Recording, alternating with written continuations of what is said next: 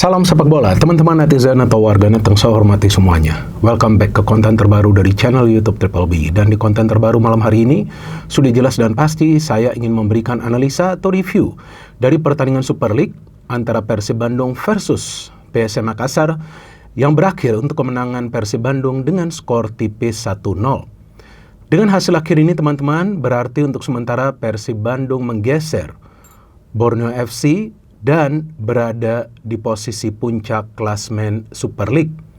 Dan walaupun poin antara Borneo FC dengan Persib Bandung adalah sama, tapi Persib Bandung unggul dari segi head to head karena sebelumnya meraih kemenangan atas Borneo FC.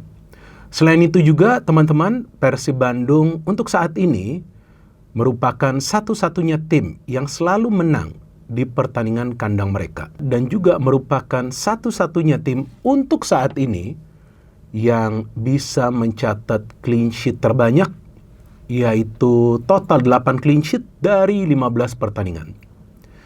Dan memang pertandingan malam hari ini berlangsung sangat amat ketat, karena lawan yang dihadapi oleh Persib Bandung adalah salah satu tim di Super League yang bisa bermain dengan high pressing game.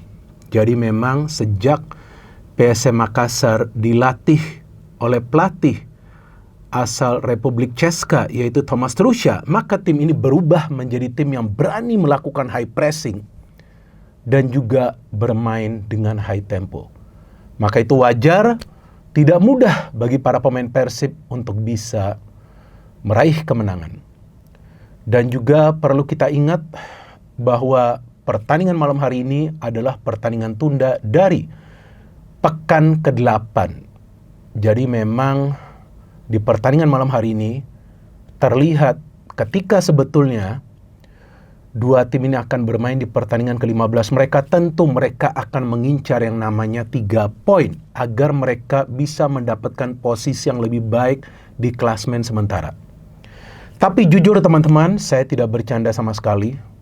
Namun saya sangat terkejut dengan performa dari Persib Bandung. Karena di awal musim saya melihat tim ini cukup kesulitan untuk bisa meraih kemenangan. Ya memang di kandang sendiri mereka bisa menang, tapi permainannya kelihatan lah masih belum rapi. Dan juga sempat mengalami 2 kali kekalahan meskipun itu di pertandingan away mereka kan. Yang lawan Persijap dan juga melawan Persita.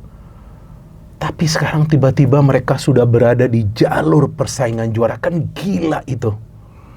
Ini sungguh di luar dugaan saya. Bukan artinya saya meremehkan Persib Bandung, enggak. Tapi kan Persib Bandung ini melakukan perubahan yang sangat signifikan. Tapi jangan lupa, manajemen Persib Bandung masih mempertahankan Boyan Hodak. Jadi memang pelatih ini sangat brilian. Dan saya melihat di pertandingan malam hari ini dia ketemu lawan yang setara dengan intelijensia yang dia punya, yaitu Thomas Tuchel. Karena di pertandingan malam hari ini kelihatan di babak kedua, para pemain PSM bisa mengepung para pemain Persib di area pertahanan mereka sendiri karena ada strategi yang berubah dari Thomas Tuchel.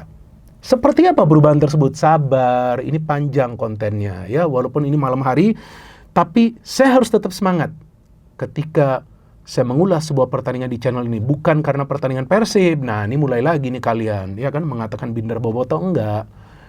Tapi memang saya perlu semangat memberikan analisa dan juga harus mendalam, bukan cuma ngomong skor kemudian statistik, itu sih Just juga bisa anak saya kan. Tapi harus memahami apa sebetulnya game plan dari masing-masing pelatih ini. Tapi sebelum saya masuk ke teknis pertandingan untuk membahas taktik, saya perlu membahas dulu starting lineup dari kedua tim. Nah, karena memang ada beberapa pemain yang tidak bisa membela Persib, maka rotasi juga tidak banyak di starting lineup ya. Jadi Boyan hanya melakukan satu perubahan, yaitu tidak bisa memainkan Ramon di lini depan, tapi kali ini dipilih adalah memang pengganti yang ideal, yaitu Andrew Jung, yang juga aneh juga nih, miss penalti dia.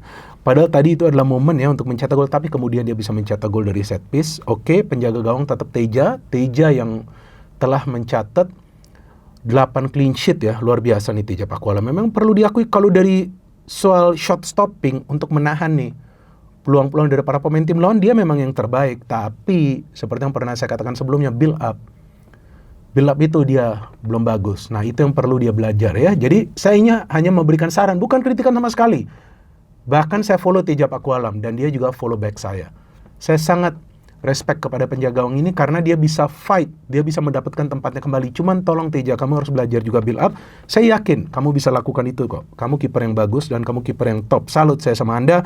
Jadi dari 13 pertandingan dia telah mencatat 8 clean sheet. Kemudian ada Matricardi, ada Barba juga. Wah, kayak badak ini pemain. Saya gak tahu tuh rumornya benar gak sih dia akan dipinjamkan ke klub di Italia. Wah, kalau sampai Persib kehilangan Barba, bisa goyang ini pertahanannya. Tapi ya itu kan analisa saya, mungkin Boyan lebih paham. Tapi kalau feeling saya akan goyang nih. Kemudian Dewangga kembali diberikan kesempatan. Lagi-lagi dalam overlap dia tidak begitu efektif. Kakang bermain sangat baik. Lagi-lagi saya ingin mengapresiasi Kakang, mainnya bagus. Tapi karena ada kebutuhan taktik, kemudian dia perlu ditarik lebih dulu. Tapi bagus, disiplin sekali. Tidak ada kesalahan yang dilakukan. Pertahankan form Anda, Kakang. Karena saya ingin Anda main nanti untuk Timnas Indonesia Senior. Tidak ada yang mustahil. Kemudian Eliano Reinders, ada Luciano Gaikochea, William Barros, Tom Hay, kali ini tidak emosional, bagus. Ada Berguino dan Andrew Jung. Dari PSM Makassar, mereka melakukan banyak perubahan. Dan PSM ya ini sayang kan, dirugikan oleh keputusan kontroversial wasit di pertandingan sebelumnya yang telah saya ulas, gak perlu saya bahas. Kalau nggak konten ini bisa 30 menit, kita bahas wasit. Tapi bagusnya di pertandingan malam hari ini dipimpin oleh wasit asal Jepang, Yuda Yamamoto, kalau nggak salah itu namanya. Bagus sekali ini wasit dan saya kira gak galak. Galak banget Pak, ini wasit. Ketika ada pemain yang memang ngeyel langsung tuh, ya kan, dia tegur secara tegas. Memang harus seperti itu. Yuda Yamamoto bagus. Kalau perlu big match pada saat ada pertandingan big match, wasit asing saja. Kemudian nih ada banyak perubahan dari PSM starting lineup. Kamara dimainkan, bukan Alex. Di sebelah wing sebelah kanan Rizky Eka, bukan Victor Detan. Kemudian ada Savio. Dia kemudian mainin juga Jake ya, ini juga pemain yang bagus. Ada kali ini Akbar Tanjung dipilih, bukan Gladson. Kemudian Daisuke Sakai. Di belakang Neto kali ini, bukan Syahrul.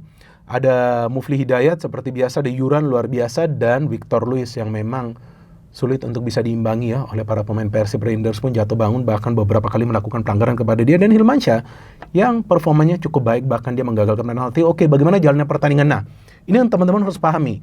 Persib Bandung, apalagi ketika bermain di kandang sendiri, di menit-menit awal pasti mainnya keluar untuk menekan para pemain tim lawan. Kenapa? Itu adalah momen di mana mereka harus mencegah para pemain tim lawan membentuk yang namanya irama permainan. Ingat ya, ini kebiasaan dari para pemain Persib. Ini strategi dari Boyan. Ketika bermain di kandang, ketika bermain away, para pemain Persib akan lebih bersabar, nggak mau langsung all out.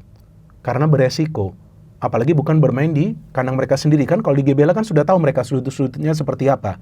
Karena ya tentu sebelum match juga akan adalah sesi latihan di sana kan. Jadi mereka akan high pressing. Itu menyulitkan para pemain PSM untuk keluar, untuk build up. Karena PSM juga sama seperti Persib membangun serangan dari belakang.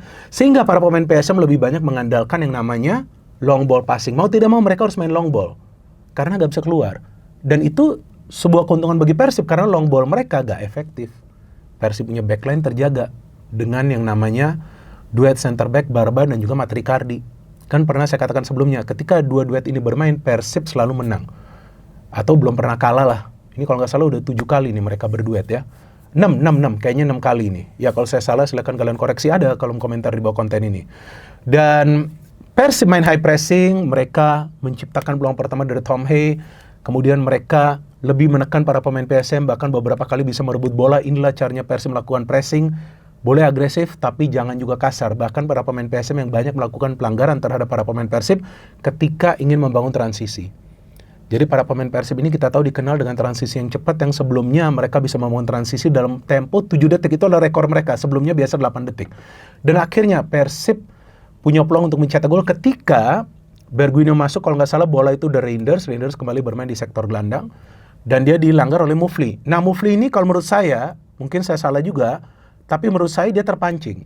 Karena sebelumnya dia bisa mengambil bola dari Dewangga yang tidak foul, tapi kali ini dia salah antisipasi karena Berguino pemain yang skillful, bukan seperti Dewangga yang sudah saya katakan tadi bahwa dalam overlap dia belum efektif. Dalam bertahan top, ini pemain bagus, tapi dalam overlap ini dia harus belajar juga. Nah, ini saran saya lagi ini kepada Dewangga, belajar bagaimana kalau kamu overlap itu keputusan harus baik untuk delivery bola. Karena ketika fullback overlap, itu bukan hanya untuk berlari atau untuk duel, tapi harus supply bola.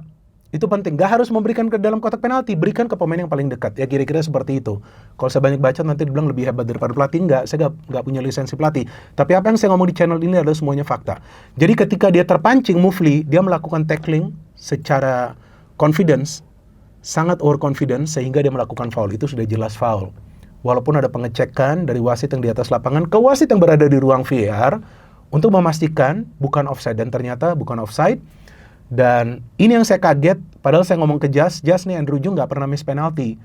Tapi Jas bilang, Papa hati-hati, ini pressure-nya kelihatan nih tinggi bagi Andrew Jung, dan ternyata betul dia miss. Hilmansyah luar biasa bisa membaca. Tapi kemudian Tom Hea memberikan assist dari corner. Ini kan gila juga nih Tom Hea sekarang, sudah nyetel dia, hati-hati nih tim-tim lawan. Profesor kalau sudah nyetel otaknya ini sudah berjalan, udah enak nih dia main. Ini kan assist dia kedua, sebelumnya lawan Bayangkara yang dia memberikan assist kepada Ramon. Dan Andrew Jung bisa melepaskan sundulan yang sangat keras sehingga tidak bisa ditepis oleh Hilmansyah. Kemudian Persib dengan cara mereka tetap memberikan pressing ya. Jadi pressing mereka kalau 45 menit babak pertama di GBLA ini sih gila. Seperti para pemain ini belum makan untuk 3 atau 4 hari. Jadi kelaparan nih. Bola dikejar, ditekan, bola dikejar, ditekan. Para pemain PSM nggak bisa mengembangkan permainan. Walaupun mereka tetap main long ball dan coba untuk duel dengan para pemain Persib. Sehingga Persib bisa menciptakan peluang lagi dari Bergwijn dan juga Dewangga. Memang nggak bisa banyak peluang. Karena PSM punya defense ini solid sekali Pak. Maka itu Persib hanya bisa mencetak gol itu dari set piece. Itu bukan berarti Persib mainnya jelek. Enggak, memang PSM-nya bagus defensive line-nya. Saya bahkan bertukaran pesan dengan kawan saya yang nonton di GBLA, yang saya masukin tuh video dia di story. Jadi itu bukan saya yang nonton di GBLA, tapi kawan saya. Dia kirim story. Terus kemudian kita bertukaran pesan. Saya bilang, ini PSM yang kuat di mana? Backnya ini kuat-kuat. Pasti berat Persib mencetak gol. Dan ternyata betul Persib hanya bisa mencetak gol dari set piece, tapi gak apa-apa, itu bagus. Dan Andrew Jung menolak mencetak gol secara gampang. Harusnya kan itu udah gampang aja dari penalti kalau memang dia bisa. Tapi penalti juga kan sebetulnya secara teori aja gampang, secara praktek gak mudah. Dan setelah 1-0, seperti biasa nih babak kedua, Persib langsung main middle block. Nah apa yang dilakukan oleh Thomas Tuchel? Ini saya jelasin, ini Thomas Tuchel ini pelatih yang sangat pintar dan saya suka sekali loh dengan dia. Ini salah satu pelatih yang saya suka. Kenapa? Dia langsung mengubah. Jadi jika teman-teman perhatikan, dia menarik keluar Mufli, ya mungkin karena dia melakukan kesalahan, tapi Syarul. Nah Syarul ini pemain yang agresif dalam overlap. Beberapa kali itu Syarul membantu serangan, dan dia kemudian beberapa menit kemudian dia memainkan Alex yang bisa lebih terlibat dalam proses membangun serangan, dan Reski. Jadi Reski ini benar-benar kuat di tengah daripada Akbar Tanjung. Sehingga PSM lebih banyak menguasai bola dan lebih banyak memberikan umpan ke final third, ke area pertahanan Persib, dan bisa lebih banyak create chances. Tapi apakah ada banyak chances on goal? Gak ada. Karena Persib bermain low block dengan adanya Barba dan Matrikardi yang memang sangat cair. Maka itu Teja baru melakukan penyelamatan itu di menit ke-78 dari shooting Reski Fandi, itu pun dari jarak jauh. Jadi Persib memang cara mainnya seperti ini yang sebetulnya sangat beresiko. Tapi sejauh ini berhasil ya. Inilah taktik dari Boyan Hodak. Beberapa kali juga gagal. Apalagi ketika lawan City Sailors kan, main mid block ternyata disamakan kedudukan. Tapi ya ini memang adalah strategi dari Boyan. Karena ketika Persib mau counter pun berat. Sebab PSM pun adalah tim yang bermain dengan agresivitas tinggi. Apalagi dengan adanya Reski Fandi kan, maka itu Reski Fandi mendapatkan kartu kuning, Savio mendapatkan kartu kuning, Syarul mendapatkan kartu kuning.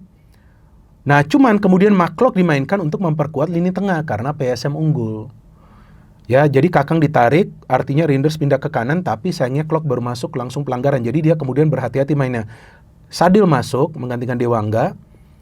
Kemudian Beckham masuk menggantikan Tom Hea. Beckham berarti bermain free roll. Julio Cesar masuk menggantikan Bergwijn, berarti Julio Cesar ke belakang. Kemudian Barba ke kiri. Sadil ke depan. Tapi saya melihat beberapa kali Persib tuh sudah counter. Seperti Bergwijn dapat bola, tapi dia malah syuting langsung. Saya bingung juga kenapa ya seperti itu. Sadil ada momen counter attack, tapi dia agak cepat membagi bola. Nah ini juga sebuah PR juga bagi para pemain Persib. Sekarang semua tim pasti akan menjegal Persib. Pasti mereka akan mempersulit para pemain Persib karena mereka sudah tentu mempelajari nih counter Persib. Jadi ketika dapat bola tuh decision making itu harus bagus. Dan setelah itu ya itu memang PSM all out attack, tapi mereka tidak bisa mencetak gol karena defense yang sangat solid di Persib Bandung. Karena tadi ada yang mengirim WA, jadi saya harus baca dulu. Ternyata kawan saya yang nonton di GBLA itu Dan ternyata betul prediksi saya bahwa Persib akan clean sheet, tapi skornya salah. Saya bilang kemungkinan Persib menang 2-0, tapi ternyata cuma 1-0. Tapi anyway, Persib tidak banyak mendapatkan peluang di babak kedua karena memang PSM bermain sangat baik. Memanfaatkan lebar lapangan, mereka bisa menyerang dari sayap juga, mereka bisa memberikan banyak terupas, tapi satu keunggulan Persib adalah ketenangan dari para pemain. Apalagi di tengah. Cuma mereka kesulitan untuk melewati blocking dari para pemain PSM dan beberapa kali terlambat mengambil keputusan dan kesulitan mereka untuk memberikan final pass ketika mereka sudah masuk dalam posisi yang menguntungkan. Tapi biar bagaimanapun, ini adalah kemenangan yang sangat berharga bagi Persib karena untuk sementara mereka berada di posisi puncak sambil menunggu pertandingan antara Maluku United versus Borneo FC yang akan dimainkan besok siang. Dan ya semoga saya bisa membuat konten itu karena kebetulan juga besok saya siaran pertandingan Persebaya versus Persijap yang mungkin saya akan membuat konten untuk dua pertandingan tersebut karena ini terlibat persaingan juga di papan atas tuh. Malut, kemudian juga Persebaya yang nanti akan dilatih oleh Bernardo Tavares, mantan pelatih PSM, tapi bukan pertandingan besok. Kayaknya nanti selanjutnya baru dia akan melatih. No hit, no politics, tunggu dulu. Siapa yang melatih match? Kalau menurut teman-teman siapa? Kalau menurut saya, Federico Barba. No hit, no politics, only football, salam sepak bola.